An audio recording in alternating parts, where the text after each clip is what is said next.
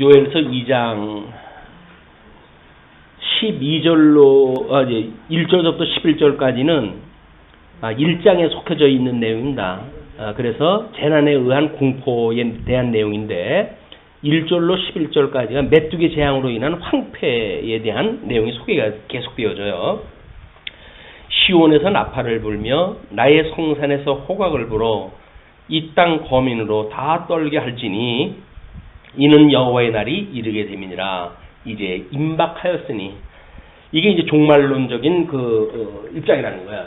우리가 요한계시록이라고 하는 것이 세대주의자들처럼 세상 끝날 먼데 있는 거라고 이야기를 하기 때문에 현재 신앙생활이 당연시하고 김이 빠지는 이유는 뭐냐면 이거는 우리는 이미 구원을 받았잖아요.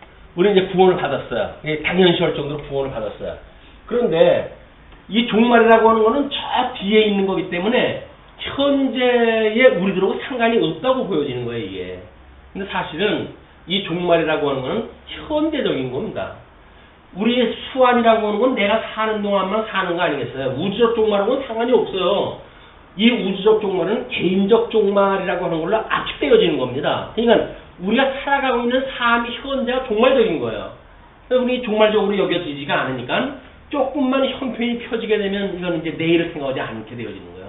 이게 종말적인 삶이 오늘이기 때문에 우리 주님께서 늘 그러지만 오늘 저녁에 내가 너를 부르면 네가 그 본 돈이 무슨 소용이 있냐 이렇게 이야기를 하잖아요. 그런데 우리는 어떻게든지 여기에 뭔가 좀 풍성하게 만들려고 이 조건을 갖다 보게 되어지니까 우리 주님께서 오늘 날 오라고 하시느냐 이거에 대한 관심이 없단 말이에요. 이게 지금 요엘서의 이제 선지자가 이야기를 하는 내용들입니다. 그래서 곧 어둡고 캄캄한 날이요 빽빽한 구름이 끼인 날이라 새벽빛이 산꼭대기에 덮인 것과 같으니 이는 많고 강한 백성이 이르렀음이라. 많고 강한 백성이라고 하는 것은 아까 우리 메뚜기로 본다고 한다면 뭐예요? 그게? 많은 때를 갖다 이야기하는 아리빼라고 하는 그 이야기 아니에요? 이게 메뚜기로 해석되어지는 그 내용이란 말이야. 지금 이국민들이 쳐들어올 때 그 양상이 메뚜기 때 쳐들어왔을 때 보였던 팥종이나 메뚜기나 늦이나 황충이나 그런 그 부류로 해서 설명되어지니까 잘 한번 보세요. 그래서 이는 많고 강한 백성이 이르렀습니다. 이 같은 것이 자고 이래로 없었고 이후 세세에 없으리로다. 앞으로도 이제 없을 거다 그 이야기예요. 그러나 다른 어떤 선지자들의 이야기를 보게 되면 반복되어집니다. 이 메뚜기에 대한 재앙이. 그래서 불이 그들의 앞을 사르며 불꽃이 그들의 뒤를 태우니 그 전의 땅은 에덴 동산 같았으나 그 후의 땅은 황무한 들 같으니 그 들을 피한 자가 없도다. 이게 아담에게 언약하셨던 에덴 동산, 이 에덴 동산을 상실해 가지고 온 것이 이제 이 죄의 종로를 타고 있는 이 세상 아닙니까? 이거로부터 이제 우리 둘째 아담이신 예수 그리스도를 통해 가지고 우리 구원되어지고 회복되어지는 것이 천년왕국이란 말이에요. 이게 천년왕국인데 지금 이스라엘 선민국가는 실체적인 아담에게 언약했던 걸 모형적으로 보여준 거니까 열조에게 언약하셨던 그 내용과 달리 지금 분국이 되어지고 유수에 되어져가는 이런 그 지경에 빠져 있다고 하는 걸 보여주는 거죠. 이게 보여준다. 그러나 둘째 아담이신 예수님이 와가지고 이제 선민들을 회복시켰던 것처럼 너희들을 하나님께서 회복을 갖다 할 거야. 이 내용을 이야기를 하는데 지금 이 메뚜기 재앙으로 해가지고 얼마나 무섭게 이 죄악에서 이 공격을 받고 있는지를 설명을 구체적으로 하는 겁니다. 그래서 그 4절 그 모양은 말 같고 그 달리는 것은 기병 같으며 빨리 달려온다고 하는 그런 그 이야기에 급하게 갉아먹는 곤충처럼 그들이 쳐들어오는 것이 상당히 빨리 달려온다. 그들이 산꼭대기에서 뛰는 소리가 병고 소리와도 같고 불꽃이 초계를 사르는 소리와도 같으며 강한 군사가 항우를 벌이고 싸우는 것 같으니 때를 지어가지고 멧돼지가 날라올 적에 이런 양상인 거야. 요한계시록에서도 메뚜기의 예를 들어가지고 이제 그 재앙에 대한 걸 이야기를 하고 그러는데 거기에 황충이 와가지고 뜯어먹는 소리 뭐 이런 것들을 하잖아요. 그런데 이제 황충이 이제 내는 소리 뭐 이런 것들을 가지고는 뭐 요즘 그 미국 그 무슨 헬리콥터야 아파치 그런 헬리콥터래. 그게 이제 이 성경을 보는 사람들이 왜냐면 이 표현되어진 내용들을 가만히 보세요. 그냥 글자를 보지 말고 먼 산을 보면서 한번 연상을 해보세요. 그러면 이게 무슨 뭐처럼 보이냐면 그렇게 보이는 거예요. 그 모양은 말 같고 달리는 것은 기병 같으며 그들의 산 꼭대기에서 뛰는 소리가 경고 소리와 같고 불꽃이 초계를 사르는 소리와도 같으며 강한 군사가 항우를 벌이고 싸우는 것 같으니 그 앞에서 만민이 송구하여 하며 무리의 낯빛이 하얘졌도다. 그들이 용사같이 달리며 무사같이 성을 더위 잡고 오르며 각기 자기의 길로 행하되 그 항우를 어기지 아니하며 일사불란하게 공격을 다 해오는 거예요. 그 메뚜기 떼가 그렇게 많이 날라오는데 지네들끼리 부닥쳐가지고 뭐 충돌 사고도 안 나. 그래가지고 어떻게 그렇게 공격을 다 해오는지 몰라요. 거기서 8절에 그러잖아요. 피차에 부딪히지 아니하고 각기 자기의 길로 행하며 병기를 충돌하고 나아가나 상치 아니하며 성중에 뛰어들어가며 성위에 달리며 집에 더위 잡고 오르며 도적같이 창으로 들어가니 그 앞에서 땅이 진동하며 하늘이 떨며 이롤이 캄캄하며 얼마나 때를 쳐들어오는지 자기가 뭐 그 소리로 해가지고는 헬리콥터가 진동하는 소리 같고 요한계시록에 나오는 것처럼 그리고 하늘이 떨고 이롤이 캄캄하대요. 별들이 빛을 거두로다. 여호와께서 그 군대 앞에서 소리를 발하시고 그 지는 힘이 크고 그 명령을 행하는 자는 강하니 여호와의 날이 크고 힘이 두렵도다. 당할 자가 누구이랴? 하나님의 심판 날이 이제 오게 되면 이 엄청난 이 재난이 이제 나팔 불 때마다 이제 재앙이 올 거 아닙니까? 나팔 재앙으로 해가지고 그런데도 이 사람들은 관심이 없는 거예요.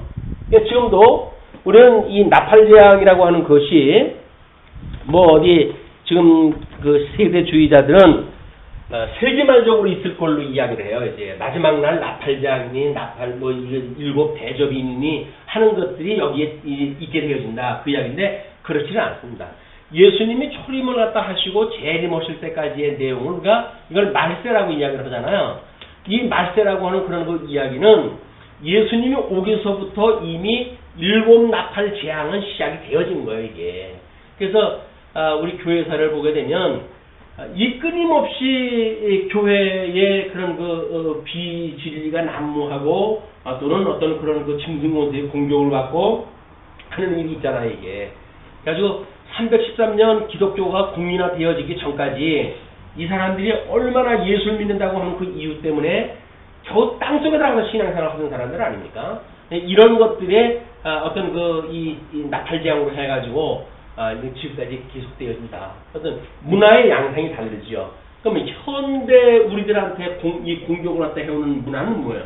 이때처럼 그렇게 어떤 분합발로 짓밟는 데가 아니잖아요. 지금 철저히 문화로 해가지고 우리를 미혹을 시켜가지고 공격을 해오고 있다. 그래서 어떻게 보게 되면 철학이라고 하는 그런 그 사조 아래 현대 문화가 우리 추구해가는 모든 것들이 결국은 사단의 미혹거리들이에요. 근데 우리 할 수만 있으면 사단이 주는 것도 좋다. 배만 부르면 라고 해가지고 우리가 다고 한단 말이에요, 지금. 이게 지금 무서운 시대에 살아가는지 모르고 상업주의가 우리들한테 지향하는 곳이 어디야? 사망의 골짜기를 우리 끌고 막 가는 거거든요. 근데 우리는 상업주의자들이 보는 거가 너무 멋있는 거예요. 마치 에덴 동산 같아요, 이게. 그러니까 그걸 경계할 마음이 없어요. 너무 그게 폼나고 이게 어떻게 우리가 이 신령한 곳에 우리가 이 관심을 가질 수 있는가라고 하는 문제는 끊임없이 우리 하나님 앞에 정말 은혜를 구해야 될 일입니다. 은혜를 구해야 가능하지. 우리가 이런 그 미혹의 권세들이 우리를 갖다 공격을 하고 뭐 미혹을 하고 철학으로 뭐는 어떤 장사 속으로 해가지고 우리를 공격을 해오는 그거는 분별할 수가 없어요. 우리 아이들 공부하는 것 전부 그쪽으로 끌고 가는 거거든요, 지금. 그래 태어나고서부터 거기서 공부를 하고 있는데 그 아이들이 어떻게 하나님의 말씀을 들을 수가 있습니까? 들을 수가 없어요. 원천적으로. 하나님의 은혜가 아니면 안 되는데 이게. 그런데도 여전히 우리는 뭐 광고에서 보여주는 걸 가지고 그걸 입으면 뭐 어떤 1등 시민이나 되는 것처럼 착각하고 살아가니까 이게 참 이게 좋은 일이 아니다. 자, 이제 그렇게 이야기를 하면서 2장 12절로 32절까지가 준비된 여호와의 날에 대한 그 제목으로 크게 잡아놨어요. 그리고 12절로 17절까지 회개에 대한 공고입니다. 하나님께서 그런 예고를 갖다 하신 뒤에 12절로 13절 진정한 회개를 촉구하죠. 여호와의 말씀에 너희는 이제라도 금식하며 울며 애통하고 마음을 다하여 내게로 돌아오라 하셨나니, 그냥 하나님의 말씀이 들려야 되거든요. 이때는 선지자의 말이 들려야 되거든요. 지금은 이 강대 땅에서 선포되어지는 하나님의 말씀이 들려야 되거든요. 그래야 우리가 이 세속으로부터 이 돌이킬 수가 있는데 여전히 빠져 있는 것이 좋으니까 이 옆에 돼지 우리에서 쥐염 열매 먹는 것이 그렇게 우리들한테 신나는 잔치인지 몰라요. 너무나 그게 멋있는 잔치가 되어가지고 거기서 빠져나올 생각이 없어요. 그런 사람들한테 아무리 그렇게 소용이 없는 거예요. 이제 이게 말씀이 들리질 않아요. 마치 어떤 길가에 떨어진 씨앗처럼 또는 뭐 돌짝바퀴 위에 떨어진 씨앗처럼 떨기나무, 가시나무 아래 떨어진 씨앗처럼 열매를 갖다 맺을 수가 없다. 그러나 너희는 옷을 찢지 말고 이 형식적인 종교 생활에 머물지 말고 마음을 찢고 너희 하나님 여호와께로 돌아올지어다. 그는 은혜로우시며 자비로우시며 노하기를 더디하시며 인애가 크시사 뜻을 돌이켜 재앙을 내리지 아니하시나니. 그러면 이때만 하더라도 지금 분국시대 때의 그런 그 상황이기 때문에 이때 유수하고 회복되어진다고 하는 것이 모세 오경을 통해 가지고 믿어지면 모를까. 현대 상황으로 해야 하는 예측을 갖다 할 수가 없는 상황이에요. 근데 우리는 둘째 아담이신 예수님이 오셔가지고 우리는 구약을 언약을 다 이루시고 우리를 갖다 구원하다 하셨어요. 그래서 이런 거로부터 우리 하나님께서 구원하신다는 걸 믿어요.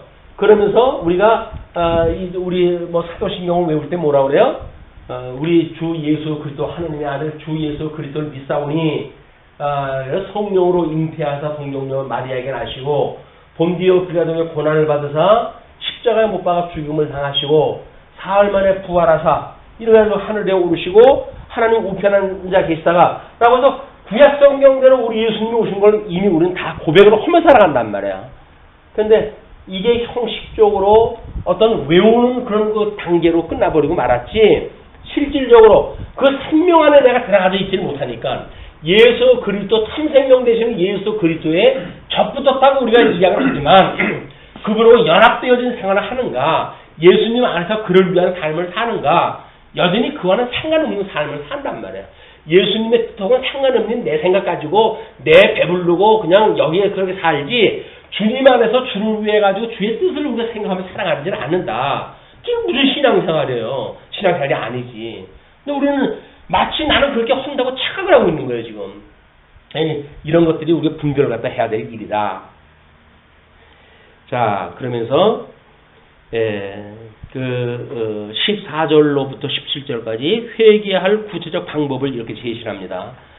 주께서 혹시 마음과 뜻을 돌이키시고 그 뒤에 복을 끼치사 너희 하나님 여호와께 소제와 전제를 드리게 하지 아니하실는지 누가 알겠느냐? 너희들이 그렇게 되면 내가 그렇게 해주겠다는 거예요. 그렇게 해줄지 어떻게 알겠느냐? 왜 지리 포기라도 하느냐 그 이야기예요. 계란 장사가 계란 깨딱 쳤다고 하는 그것까지만 듣지 말고 그 이후에 것도 관심 가지고 들어라. 재미난 이야기만 듣고 나머지 거는 난 몰라. 저거 골치 아파. 라고 해도 포기하지 말고 내 이야기를 끝까지 들어라. 그 얘기예요 지금. 예. 아마 이거 듣는 사람은 뭔 얘기인가 할 거야 이제. 웬 계란 장사 얘기가 나오고 그러지. 예. 주께서 혹시 마음과 뜻을 돌이키시고 그 뒤에 복을 끼치사 너희 하나님 여호와께 소제와 전제를 드리게 하지 아니하실는지 누가 알겠느냐? 이것이 오래 참아야 될 이유입니다. 성도가 오래 참아야 될 그 이유예요. 우리는 우리가 기도할 때 끊임없이 그러잖아요. 우리가 지금 처해져 있는 이 환경 때문에 시험에 들게 하지 말아주세요. 라고 기도하는 건 뭐예요? 이걸 오래 참지 못하게 되면 우리는 바로 넘어지고 말지요. 그러나 하나님께서 피할 길을 주시는 분이다. 주님께서 나를 사랑하시는 하나님께서 나를 걸려 넘어지게끔 하시지 않는 것이 너무나 믿어지기 때문에 그 안에 심령의 평강을 누리고 산단 말이에요. 근데 심령의 평강을 누리지 못한다는 이야기는 뭐예요? 아유, 내가 이 지경이 된 거 보니까 주님께서 나 이제 모른 척 하는가 보다 라는 생각이 드니까 그분 안에 살 생각이 없는 거예요. 지금 우리들의 삶은 나를 구원을 해주셨고 지금도 구원을 하고 계시고 그리고 온전한 구원을 이루실 것이다. 이 영원한 구원이란 말이에요. 영원한 구원이다. 과거에 나는 구원을 받았어 라고는 과거형의 구원의 믿음이 아니라 현재의 구원, 소망의 구원라고 해서 믿음, 소망, 사랑을 함께 어우러진 진리 안에서 우리 믿음 생활이 중요하다. 자, 그렇기 때문에 너희는 시온에서 나팔을 불어 거룩한 금식일을 정하고 성회를 선고하고 백성을 모아 그 회를 거룩하게 하고 장로를 모으며 소아와 젖 먹는 자를 모으며 신랑을 그 방에서 나오게 하며 신부도 그 골방에서 나오게 하고 여호와께 수종드는 제사장들은 낭실과 단 사이에서 울며 이르기를 여호와여 주의 백성을 긍휼히 여기소서 주의 기업으로 욕되게 하여 열국들로 그들을 관할하지 못하게 하옵소서. 어찌하여 이방인으로 그들의 하나님이 어디 있느냐 말하게 하겠나이까 할지어다. 하나님이 우리를 열조에게 언약하였던 언약 자손들 아닙니까 주님. 우리가 설사 죄를 졌다 할지라도 우리 하나님께서 하시는 걸 깨닫게 하시는 기회로 삼으셔서 우리의 죄로 우리에게 죄진 자를 갖다 늘 용서하고 살게 싸우니 우리를 용서해 주시고 우리를 시험에서 우리를 건져주세요. 악에서 건져주세요. 라고는 기도의 내용을 지금 하게 되어지는 겁니다. 그 방법이에요. 우리가 구체적인 어떤 위기 시에 다른 기도가 생각이 안 나게 되면 주기도를 생각하게 되면 바로 우리들의 그런 그 아주 핵심을 갖다 뽑아낼 수가 있어요. 핵심으로 해가지고 정말 일용할 양식을 우리 하나님의 선한 뜻이 무엇인가 분별했는지 그것도 아니고 더 했고 달라고만 이야기를 하게 되면 왜 그걸 줘야 되는데 이유도 없어요. 무조건 달라는 거야. 떼쓰는 것처럼 그렇게 이야기하는 건 기도가 아니다. 하나님의 선한 뜻이 무엇인가 분별하고 이 시대에 그것이 왜 필요한지 하나님의 선을 위해서는 그것이 어떤 용도로 쓰는지 구체적으로 강구를 할 수가 있게 되어진다. 여호와께 그 18절 서부터는 지금 준비된 여호와의 날에 대해서 32절까지 계속해서 이렇게 소개가 되어집니다. 19절로 27절 회개할 때에 받을 축복에 대한 이야기예요. 그러니까 회개라고 하는 것만큼 필요한 게 없습니다. 우리 이제 빌레몬서 다음 주일날 공부를 하겠지만 하나님의 사랑, 우리 하나님께서는 우리를 사랑하시기 때문에 구원을 해가시는 거 아닙니까? 그러면 이 하나님의 우리를 갖다가 이 창조자로서 사랑하시는 자야. 그래서 이 아담에게 복을 주신 사람들이에요. 이 복 있는 사람들이기 때문에 그 죄 가운데 있잖아요. 그럼 성경을 가지고 내가 이 하나님의 이 아담 안에서 우리가 이렇게 언약을 받았지만은 아담 우리 조상 때문에 이렇게 우리가 죄를 이렇게 되고 있구나. 하나님의 말씀을 듣고 우리가 이 사랑의 메시지를 듣고 회개가 있게 되어질 때, 이 회개를 딱 받게 되어졌을 때 중보자이신 예수 그리스도가 우리로 하여금 구원을 다 해내신단 말이에요. 빌레몬서의 원리도 이거예요. 지금 사도 바울이 자기가 중개를 다 해가지고 시리자 빌레몬한테 오네시모 그 자기의 물건을 가져간 자에게 이 복음을 설명하다 하는 거예요. 그럼 하나님의 말씀은 이게 이 성령의 감동으로 되어진 거 아니에요? 그러니까 하나님의 말씀은 성령의 감동으로 되어져 있기 때문에 교훈과 책망과 바르게 함과 의로 교육에 유익하다고 그랬잖아요. 근데 그 까닭이 뭐라고 그랬어요? 성도로 하여금 온전케 하고 하나님의 이 온전한 뜻을 이루기에 이것이 합당한 일이기 때문에 하나님께서 그렇게 해가시겠다 그 이야기예요. 그러니까 칠이라고 하는 그것이 어떤 조항을 가지고 이렇게 치려는 것이 아니라 복음을 깨닫게 되어지게 되면 그 복음에 의해서 이게 뭐 오네시모는 회개 갖다 하고 주인한테 용서를 갖다 빌고 이렇게 해가지고 중보를 갖다 했던 예수 그리스도처럼 사도 바울은 이 빌레몬한테 편지를 갖다 써가지고 오네시모의 지금 현재 상황을 이야기하다 해주고 이렇게 복음을 증거하면 이 일이 그냥 되어지는 거란 말이에요.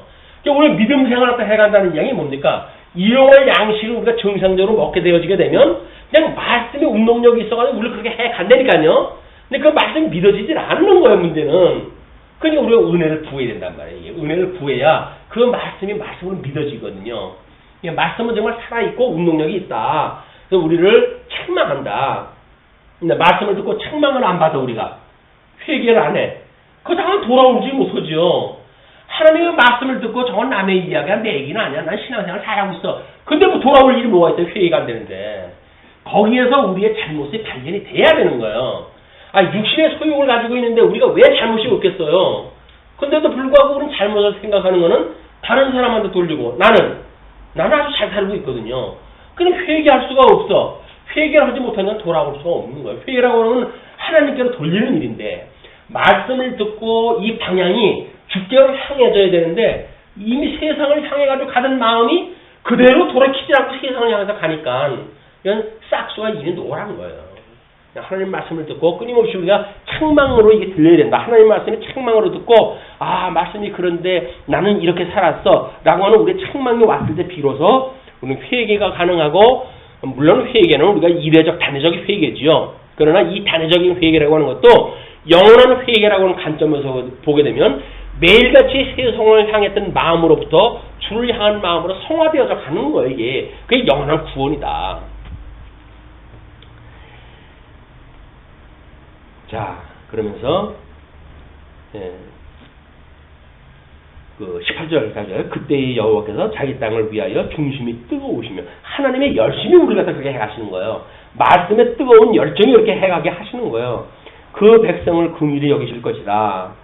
여호와께서 그들에게 응답하여 이르시기를 내가 너희에게 곡식과 새 포도주와 기름을 주리니 너희가 이로 인하여 흡족하리라. 그렇게 가물었던 땅에 이제 단비같이 내려주셔가지고 이걸 흡족하게 주시겠다는 거죠.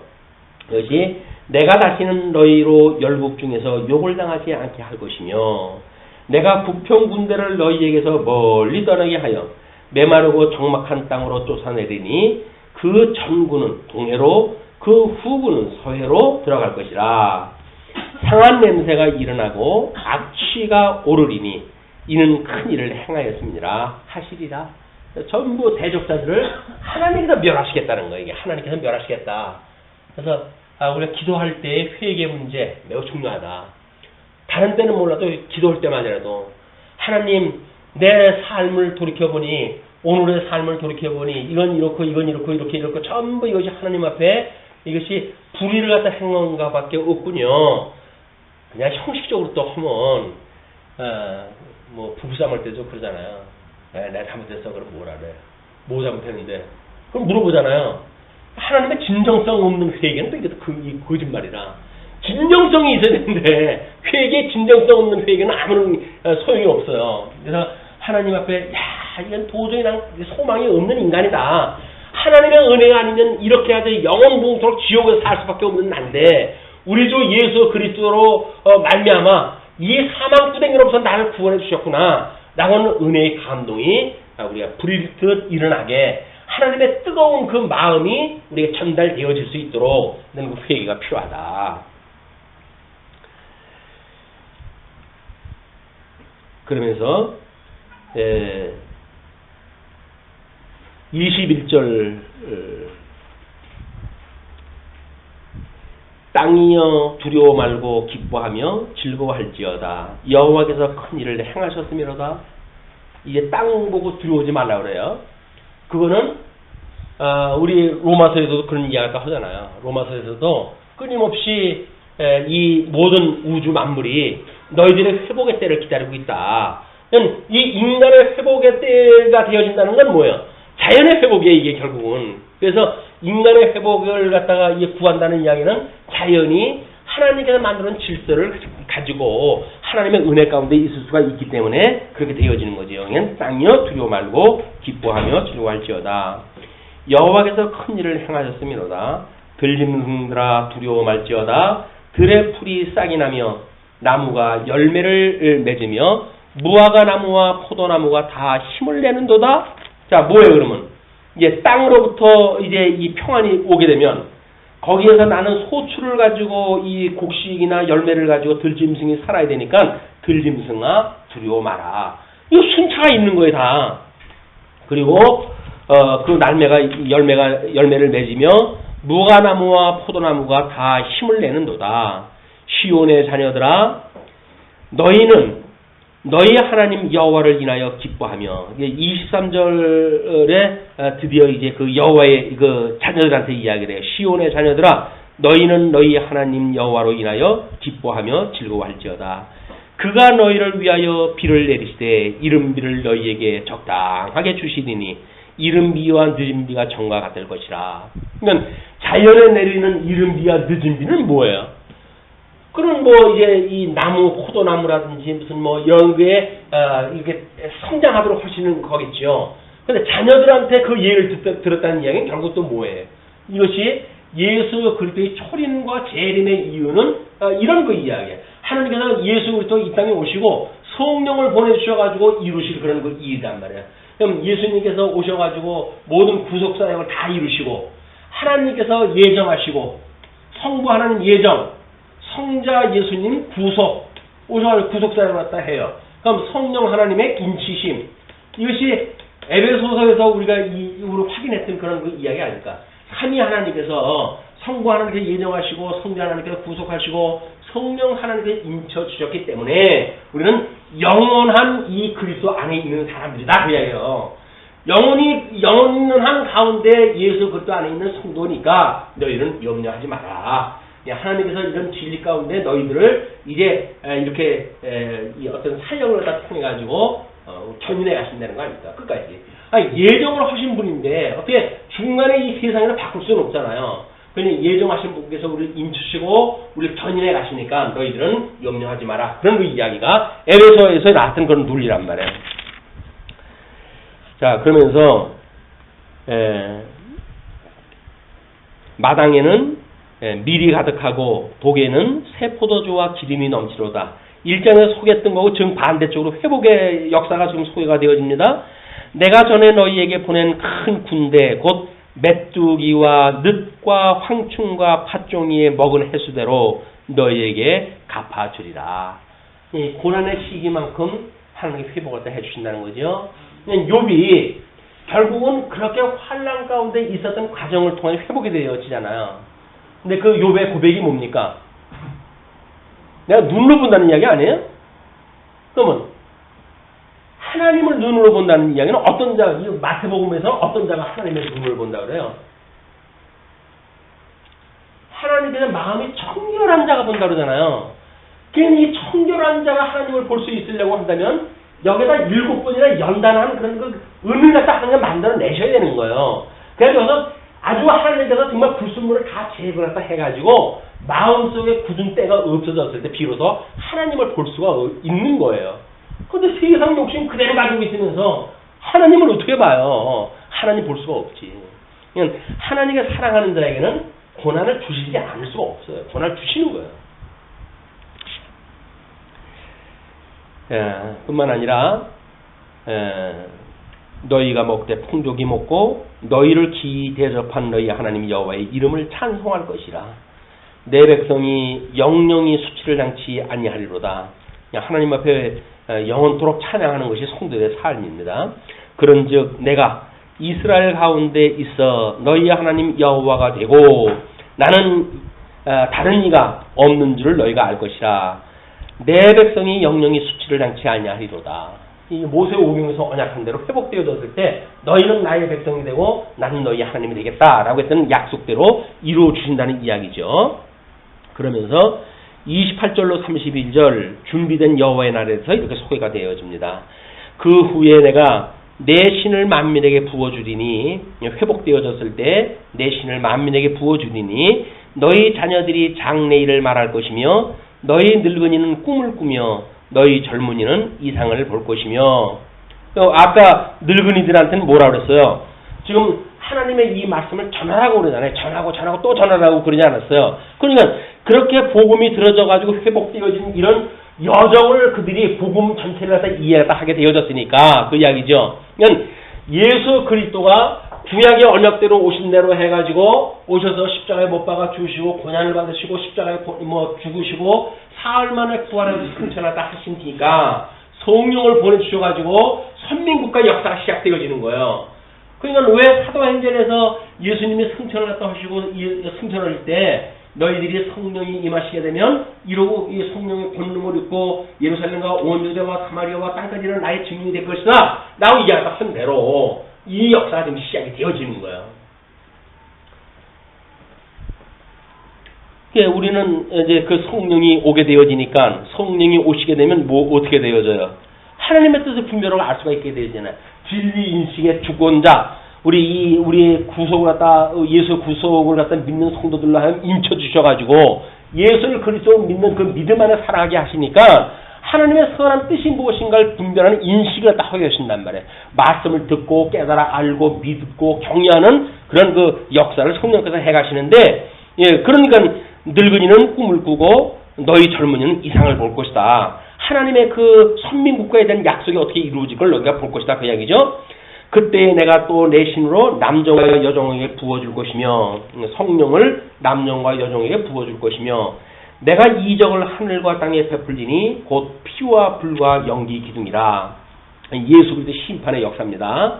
여호와의 크고 두려운 날이 이르기 전에 해가 어두워지고 달의 핏빛같이 변하려니와 누구든지 여호와의 이름을 부르는 자는 구원을 얻으니니 이는 나 여호와의 말대로 시온산과 예루살렘에서 피할 자가 있을 것이며 남은 자 중에 나 여호와의 부름을 받을 자가 있을 것임이니이다.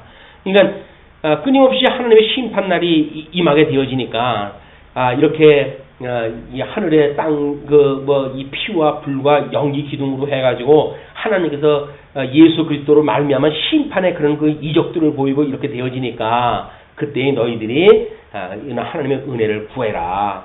그것이 여호와의 이름을 부르는 자를 갖다 구원하다 하는 거예요. 그래서 성령이 오신 이후에 땅끝까지 증인이 되어지고 거기서 5,000명, 3,000명 변화의 역사가 일어나고 하나님의 그 주님의 몸된 교회가 만들어져 간다. 3장 넘어가게 되면 이제 심판과 구원에 대한 예언이에요. 그래서 먼저 1절로 8절에는 열국에 대한 여호와의 심판이 소개가 되어지는데 1절로 6절 열국에 대한 범죄에 대해서 이렇게 이야기를 합니다. 그날 곧 내가 유다와 예루살렘에 사로잡힌 자를 돌아오게 할 그때에 이제 이 포로로부터 그들이 회복하게 되어질 때에 내가 만국을 모아 데리고 여호사밧 골짜기에 내려가서 내 백성 내 기업된 이스라엘을 위하여 거기서 그들을 국문하리니 돌아오게 한 뒤에 국문하다 하는 거예요. 이는 그들이 이 이스라엘을 열국 중에 흩고 나의 땅을 나누었음이며 그들이 이제 그렇게 하나님께서 언약하셨던 땅들을 갖다가 나누고 또 제비 뽑아 내 백성을 취하고 동남으로 기생을 바꾸며 동료로 술을 바꾸고 마셨음이니라. 하나님의 심판하신 이유를 그렇게 설명하다 하는 거예요. 그래서 두로와 시돈과 블레셋 사방아 너희가 나와 무슨 상관이 있느냐? 너희가 내게 보복하겠느냐?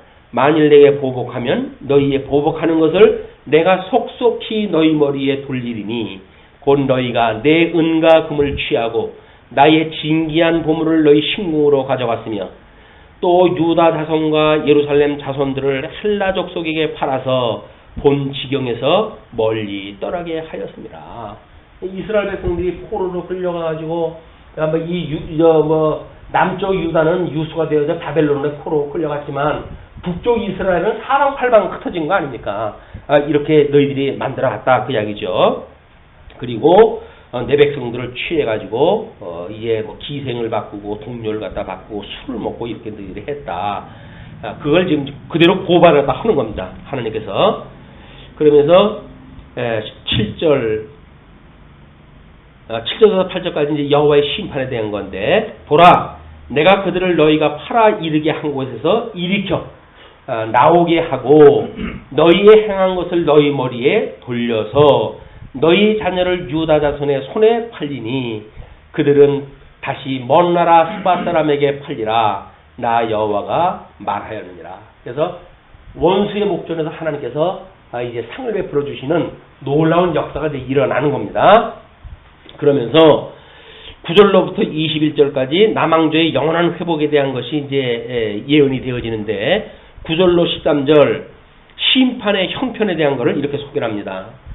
너희는 열국에 이렇게 광포할지어다. 너희는 전쟁을 준비하고 용사를 격려하고 무사로 다 가까이 나와서 올라오게 할지어다. 너희는 보습을 쳐서 칼을 만들지어다. 낫을 쳐서 상을 만들지어다. 예, 약한 자도 이르기를 나는 강하다 할지어다. 하면의 열국아 너희는 속히 와서 모일지어다. 여호와여 주의 용사들로 그리로 내려오게 하옵소서. 하나님께서 이렇게 약속을 갖다 전부 해줬으니까 전쟁에서 승리를 갖다 이끌어 나가게 실전에 임하게 하시는 거죠. 열국은 동하여 여호사밧 골짜기로 올라올지어다. 내가 거기 앉아서 사면의 열국을 다 심판하리로다. 하나님께서 회복하게 하신 이후에 우리가 끊임없이 어떤 곡전쟁에 대한 그런 그 문제를 언급을 하잖아요. 그래서 혹자들은 이 내용을 천년왕국의 회복에 대한 것으로 이야기를 해요. 왜냐면 아까 에덴 동산 같다고 하는 것을 지금 언급을 했기 때문에 회복에 대한 걸 천년왕국이다 이렇게 이야기를 하거든요.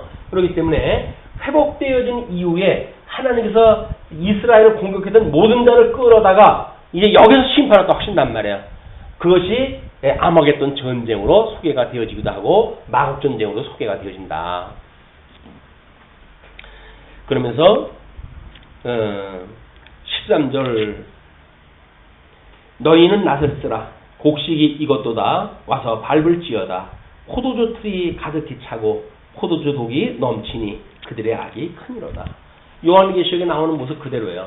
낫을 들어가지고 추수가 다 됐으니까 이제 벼라 라고 했던 그런 걸로 해서 천사가 낫을 휘둘러가 추수하는 것처럼 그렇게 되어지는 거죠. 14절로 17절 여호와의 날 심판의 날을 이렇게 선언을 하다 합니다. 사람이 많으며 판결 골짜기에 사람이 많으며 판결 골짜기에 여호와의 날이 가까우미로다. 해와 달이 캄캄하며 별들이 그 빛을 거두도다. 나 여호와가 시온에서 부르짖고 예루살렘에서 목소리를 바라리니 하늘과 땅이 진동되리로다. 그러나 나 여호와는 내 백성의 피난처 이스라엘 자손의 산성이 되리로다. 그런즉 너희가 나는 내 성산 시온에 거하는 너희 하나님 여호와인 줄 알 것이라. 예루살렘이 거룩하리니 다시는 이방 사람이 그 가운데로 통행하지 못하리로다. 끝내 곡전쟁을 통해 가지고 모든 대적을 하나님 멸망을 시키시고 이 곡전쟁은 천년왕국이 끝났을 때 일어난 전쟁 아니겠어요? 그래놓고 이제 백보자 심판으로 해가지고 영원한 생명과 영원한 사망으로 심판을 갖다 선언하는 그런 그 내용을 좀 소개를 다 합니다. 이건 예표적으로 보여주는 사건들이에요. 이스라엘 국가에도 다니엘서에서 이야기한 것처럼 이사야, 에스겔까지 어제 이사야와 예레미야에서 이야기한 것처럼 회복되어진 것까지 이야기가 되어지잖아요.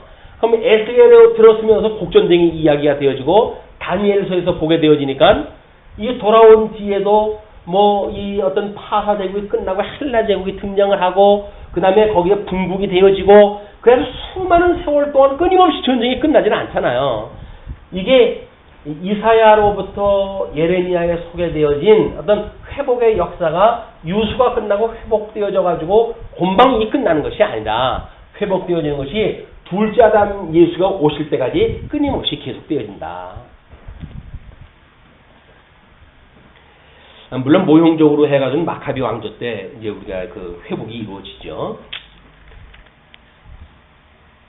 자, 그러면서 18절로 21절 유다의 영원한 회복에 대한 걸 이렇게 이야기를 합니다.